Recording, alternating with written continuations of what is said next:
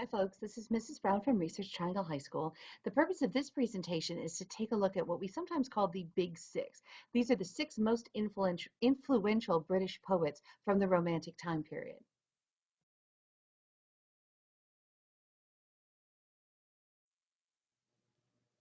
Now, in the last presentation, we reviewed some of the characteristics of the Romantic movement, specifically in Great Britain. And we talked about the idea that we can kind of trace this back to the publication of a specific book called Lyrical Ballads by Samuel Taylor Coleridge and co-written by William Wordsworth. And that this seemed to reflect a new kind of poetry and a new way of using literature to reflect life.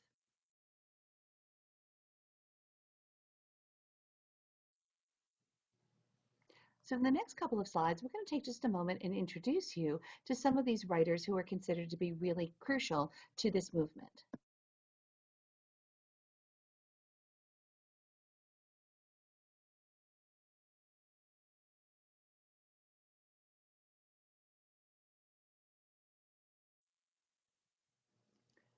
Now, the first poet we're going to talk about is Percy Bysshe Shelley. Now, Shelley sometimes is more famous for his wife than perhaps for his own works, although he did have several pieces that are published and that we will study in class. He was the son of an aristocrat. He came from a fairly well-to-do family, although they got kicked out of Oxford because they were questioning the church and had almost atheistic sorts of tendencies. They were having those kinds of questions about how do we know there is a God and the sorts of explorations that we do see typical in Romanticism. And he died sort of mysteriously and rather young in 1822, but he did encourage his wife, Mary, to go ahead and write fiction. And again, this was a little unusual at the time because women weren't necessarily encouraged to do this. And Mary Shelley wrote one of the more famous books from the dark Gothics in the Romantic time period, and that was the novel Frankenstein.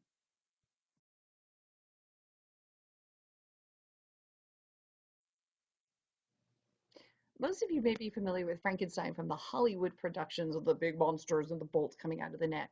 But in the actual novel, the monster is never called a monster, it's just referred to as the creature. And this is Dr. Frankenstein who goes through this complex work of nature and science in order to create life of some kind.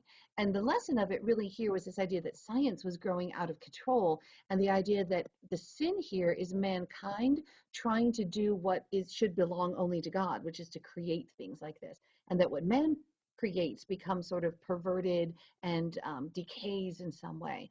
So the idea was this, again, the Industrial Revolution was really concerned that perhaps we were going too far with destroying things from the natural world and moving to machinery sorts of thoughts. It's not unlike what we see with modern times with this concern that maybe robots are going to take over the world or our computers are all going to come alive and come after us.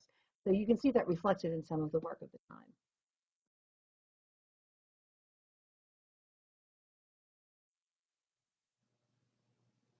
Our next poet to take a look at is William Wordsworth, who's considered one of the founders of the English Romantic movement. Remember, he's one of the ones on that book of poetry that we talked about earlier.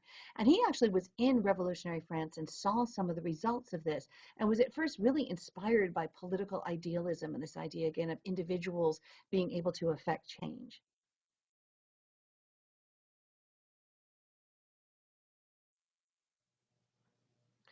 But then the things that happened in the later part of the French Revolution, where he saw the mob start to take over and just the mass rounding up of anyone who had aristocratic blood and just killing women and children, again, just because of who they were, really sort of disturbed him. And he got concerned about this idea of how revolutions could go wrong.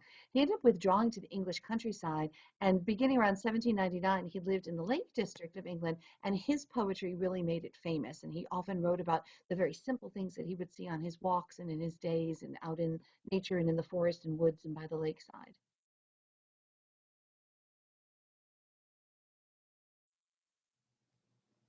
And then we have Byron, who was born George Gordon, was actually a member of the aristocracy, and he was a Lord Byron. He comes again from this aristocratic family, and he was considered this really handsome young man, kind of the playboy of the whole group here. He led this sort of unconditional life, was sort of mysterious, and often wrote about these kinds of gloomy heroes and romantic melodramas.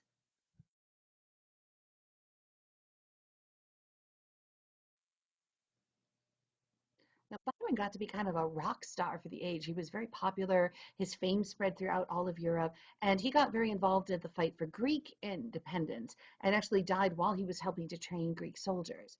We even have a term today called the Byronic hero, which refers to this sort of tall, dark, and handsome, quiet, brooding man who often features in these sorts of stories and poems.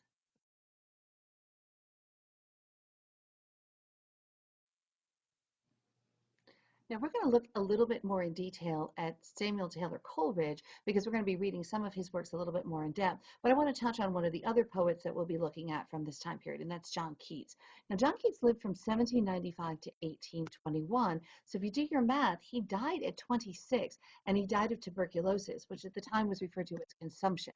Now, tuberculosis wasn't quite understood how to treat it at that time, but people who would get this would know that they were going to die. And you can see that reflected in a lot of his poems. He was a very intelligent, very educated, very thoughtful man with this sensitivity in his writing. And a lot of his poetry reflects this idea of the brevity of life and the idea of will anything, will my life have mattered at all? Will anything that I do live on after me?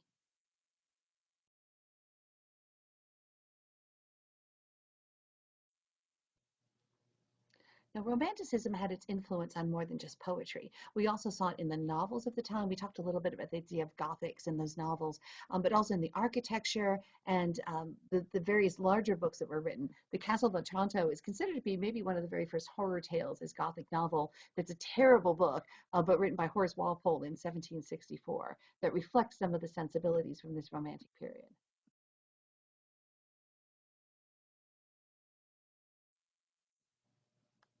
Now, I know in the course we've often talked about how these sorts of literary styles have secular patterns. That is, they come and go and they develop and then they come back again in a slightly different format.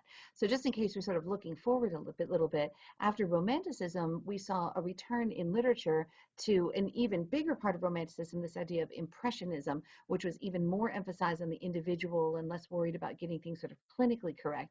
And then after that, a return back to realism, where this sort of emphasis on not cleaning anything up, on showing things with great objectivity and with great reality, exactly the way that they would have appeared.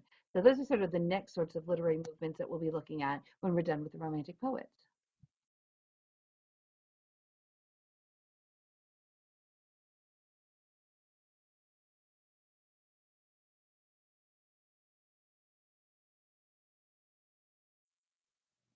So be ready when you get back to class. We're going to be taking a look at these poets in depth, looking at some of their works, and turning this into our next project.